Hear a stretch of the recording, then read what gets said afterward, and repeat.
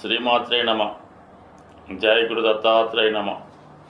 ఈ వీడియోలో మనం మీనరాశి వారికి ఫిబ్రవరి 23 నుంచి మార్చి 1 మధ్యలో జరగబోయే వార ఫలాలు పరిశీలించినప్పుడు మరి మీనరాశి వారికి మరి ఈ వార ప్రారంభంలో రాశి యందు శుక్రగ్రహ సంచారం కొంతవరకు జాతకుడికి ఒక రిలీఫ్ ఇవ్వడం జరుగుతూ ఉంటుంది. ఏదైనా విహారయాత్రలో పాల్గొనడం, బాగా ఆత్మీయులు, కావలసిన వారు, ఇష్టమైన వారితో కలిసి ఒక కష్టసుఖాలు ఏమైనా ఉంటే చెప్పుకొని మరి కొంతవరకు మీ యొక్క జీవన విధానాన్ని పెంచుకునే విధంగా ప్రయత్నం జరుగుతూ ఉంటుంది. ఈ రాశిలో ఉన్నటువంటి స్త్రీలకు ఎక్కువగా విలువైనటువంటి ఆభరణాలు లభించడం, మరి అలాగే మంచి వస్త్రాలు, ఎక్కువగా శుభకార్యాల్లో పాల్గొనడం జరుగుతూ ఉంటుంది. ఒక లగ్జరీ అయిన విలాసవంతమైన జీవితాన్ని ఈ రాశిలో ఉన్నవారికి అనుభవంలోకి రావడం జరుగుతూ ఉంటుంది. మంచి ఆహారం, మంచి నివాసం, ఇవన్నీ ఈ శుక్రగ్రహ అనుగ్రహంతో లభిస్తుంది. మరి శుక్రుడితో పాటు రాహుగ్రహ సంచారం ఏముందంటే శుక్రుని యొక్క సౌకర్యాల్ని ఇంకా ఎక్కువగా పెంచడం జరుగుతూ ఉంటుంది. అంటే ఇద్దరు శుక్రరాహులు మిత్రులు అవ్వటం వల్ల చాలా వరకు ఎవరి జీవితంలో అయినా, ఎవరి జాతకంలో అయినా ఈ 2 గ్రహాలు కలిసి ఉంటే వాళ్ళ జీవితంలో అన్ని సుఖాలు, సౌకర్యాలు అనుభవించడం జరుగుతూ ఉంటుంది. ఒక మంచి ఖరీదైన భవంతిలో నివసిస్తారు, ఖరీదైన వాహనం ఉంటుంది, ఎక్కడికి వెళ్ళినా కూడా ఒక లగ్జరీ లైఫ్ చూడటం జరుగుతూ ఉంటుంది. అది జీవితంలో ఒక అదృష్టం. అయితే ఆర్థిక సంబంధించిన విషయాల్లో ఎప్పుడు కూడా ఆదాయానికి మించిన ఖర్చు జరుగుతూ ఉంటుంది. ధనం కూడా అలాగే అప్పు రూపంలోనో, బహుమతుల రూపంలోనో, వేరే వేరే మార్గాల ద్వారా రావడం జరుగుతూ ఉంటుంది. దాన్ని వీళ్ళు ఆదాయం కన్నా ఖర్చు ఎక్కువ పెట్టడం జరుగుతూ ఉంటుంది. ఇది కామన్గా నడుస్తూ ఉంటుంది. అయితే ఇప్పుడు ఈ రాశి వారికి కొంతకాలం పాటు ఈ శుక్రరాహులు ఓకే, కానీ మరి ప్రస్తుతం 12వ స్థానంలో ఒక 3 గ్రహాలు సంచరిస్తున్నాయి. కామన్గా శని భగవానుడు మరి చాలా కాలంగా అక్కడే ఉంటూ తొందరలో జన్మంలోకి రాబోతున్నాడు. ఇక రవి వ్యయ సంచారం వల్ల ఏంటంటే ప్రభుత్వానికి కంపల్సరీగా కొన్ని ట్యాక్సులు, పన్నులు చెల్లించవలసి ఉంటుంది. అలాగే వ్యక్తిగత ఆరోగ్యం కొరకు కానీ, లేదా మీ కుటుంబంలో మీ తండ్రి గారో పెద్దవారికి అనారోగ్య సమస్య వల్ల హాస్పిటలైజ్ అవ్వడం, వారి కొరకు కొంత ధనాన్ని వెచ్చించడం, కొంత కాలాన్ని కూడా వారి దగ్గర నుండి సేవ చేయడం, ఇలాంటివి కూడా జరిగే అవకాశం ఉన్నది. ఏదైనా ప్రభుత్వ అధికారుల నుంచి కొంత వేధింపులు, ఒత్తిడి కూడా జరిగే అవకాశం ఉన్నది. దాని తర్వాత బుధుడు ఏదైనా వ్యాపార ప్రారంభం కోసం ఇన్వెస్ట్ చేయడం, ముఖ్యంగా ఈ కంప్యూటర్లు, సాఫ్ట్వేర్ సంబంధించిన సెల్ ఫోన్లు, పిల్లల యొక్క పుస్తకాలు, వారి యొక్క చదువు కూడా ఎక్కువ ధన వ్యయం జరుగుతూ ఉంటుంది. అంటే ఏదన్నా కూడా ఇప్పుడు అవుట్ గోయింగ్ మనీ ఈ రాశి వారి మీద ఎక్కువగా ఉన్నది. ప్రతిదీ కూడా ఎక్కువ ఖరీదుతో కూడుకున్నటువంటి సమస్యలే వస్తుంటాయి ఈ సమయంలో. అయితే ఇక కుజుడు కొంతవరకు ఈ రాశి వారికి యోగకారకుడు అవటం వల్ల, ధన భాగ్యాధిపతిగా 4వ స్థాన సంచారం వక్రగమనం వల్ల ఈ సమయంలో ఏదైనా ఒక స్థిరాస్తి మీ పేరున మారడం జరుగుతూ ఉంటుంది. అంటే మీరు కొనవచ్చు, పెద్దవారి పేరుతో ఉన్నటువంటి ఆస్తి మీకు రావచ్చు, ఇతరుల ఆధీనంలో ఉన్నటువంటి భూమి మీకు స్వాధీనం కావచ్చు.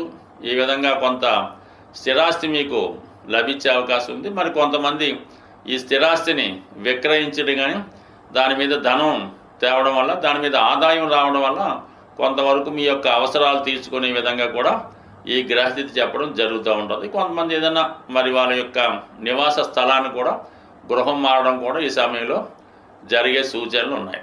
ఇక గురువు మీకు 3వ స్థానంలో ఉండడం వల్ల మీరు ఎన్ని ఇబ్బందుల్లో ఉన్నా అందరికీ మంచి మార్గాన్ని చూపించే ప్రయత్నం చేస్తూ ఉంటారు.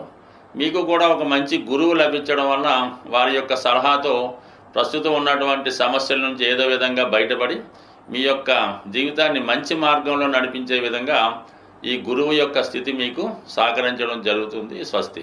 సాధారణంగా మరి ఈ వార ఫలాలు ఫాలో అవుతున్న వారికి గ్రహస్థితి నుంచి, గ్రహాల యొక్క శుభ అశుభ ఫలితాల నుంచి మీకు అనుకూలంగా రావడానికి ఈ వారంలో వస్తుంది మహాశివరాత్రి. మరి ఆ రోజు విధి విధానంగా ప్రతి ఒక్కరూ కూడా ఏదో పెద్ద పెద్ద క్షేత్రాల్లో ఉన్నటువంటి శివలింగాన్ని మాత్రమే దర్శించాలి అనుకోకుండా మీకు సమీపంలో ఎక్కడ ఏ రూపంలో ఉన్నా కేవలం శివాలయంలోనే కాకుండా మిగతా దేవాలయాల్లో ఉన్నటువంటి శివక్షేత్రాలు శివలింగాల్ని ఏదో ఒక విధంగా మీరు ఆ రోజులో ఎప్పుడో ఒకడు, అది మిడ్ నైట్ కానీ ఎర్లీ మార్నింగ్ కానీ మధ్యాహ్నం కానీ ఆ రోజు కంపల్సరీగా దర్శించుకోవడం మంచిది. మనకి అనుకూలంగా సావకాశంగా ఖాళీ ఉండి అందరూ పూజించుకోవడానికి అనుకూలంగా ఉంటే మీరు మారేడు దళాల్ని ఎన్నో కొన్ని ఖచ్చితంగా సేకరించి మన స్వామివారి మీద అభిషేకంగా వేయడం వల్ల చాలా గొప్ప ఫలితాన్ని రావడం జరుగుతూ ఉంటుంది. ఇది ముఖ్యంగా చేసుకోవడం మంచిది. ఇంకా అది అనుకూలంగా దొరకని వాళ్ళు ఏదో ఒక ముఖ్యంగా స్వచ్ఛమైనటువంటి నీటితో అభిషేకం చేసినా పర్వాలేదు. ఏదైనా అభిషేకం చేసినప్పుడు కామన్గా ఈ ప్లాస్టిక్ కవర్లు అలా కాకుండా చక్కగా ఒక మంచి పాత్రలో మనం ఏదైతే అభిషేకం చేస్తామో ఆ ద్రవ్యాన్ని నింపి దానితో అభిషేకం చేయడం మంచిది. దాని తర్వాత మీరు ఆ రోజు విధి విధానంగా ఆ రోజంతా జాగరణ ఉన్నవాడు కానీ ఆహార విషయంలో కూడా చాలా సాత్వికంగా ఆహారం తీసుకోవడం వల్ల శివుని యొక్క అనుగ్రహానికి పాల్గొంటారు. అదే రోజు శివరాత్రి రోజు ఒక అద్భుతమైనటువంటి రెమెడీ మనకి ఈ నాడీ గ్రంథాల్లో రాయడం జరిగింది. శివరాత్రి రోజు గోవుకి కూడా మీరు ఏదో విధంగా నమస్కరించి గోవుకి ఆహారంగా ఒక క్యారెట్ కానీ లేదంటే గోధుమలతో తయారు చేయనటువంటి స్వీటు హల్వా కానీ రవ్వ లడ్డు కానీ అంటే డైరెక్ట్గా నానబెట్టిన గోధుమలు కానీ ఆవుకి పెట్టడం వల్ల గోశాలలో ప్రశాంతంగా ఒక 5 నిమిషాలు 10 నిమిషాలు మరి ఈ శివనామ స్మరణ గోశాలలో చేయడం వల్ల అపూర్వమైనటువంటి ధనయోగం జాతకులకి లభించే అవకాశం ఉంది. బట్ ఏదైనా సంవత్సరంలో ఒకరోజు వచ్చే ఈ శివరాత్రి రోజు మీరు విధి విధానంగా చక్కగా నియమంగా పవిత్రంగా శివుని ఆరాధన చేయడం వల్ల శివనామ స్మరణ చేయడం వల్ల అవకాశం ఉంటే వృద్ధులకి పేదవారికి ఏదో విధంగా సహాయం చేయడం కానీ మరి ఏదైనా బాగా నడవలేని స్థితిలో ఇబ్బందుల్లో ఉన్న వాళ్ళకి మీరు దగ్గరుండి సహకరించి ఆ స్వామిని దర్శించే విధంగా వాళ్ళకి సహాయపడినా కూడా చాలా గొప్ప పుణ్యాన్ని లభిస్తుంది. ముఖ్యంగా నవగ్రహాలన్నీ కూడా శివుని యొక్క ఆధీనంలో ఉంటుంది కాబట్టి నమ్మని వాళ్ళకి నో ప్రాబ్లం. ఎవరైతే శాస్త్రాన్ని నమ్ముతారో గ్రహాల్ని విశ్వసిస్తారో వారు ఈ శివరాత్రి రోజు చక్కగా స్వామిని దర్శించడం వల్ల చాలా చక్కని ఫలితాన్ని మీరు పొందే అవకాశం ఉంటుంది. స్వస్తి.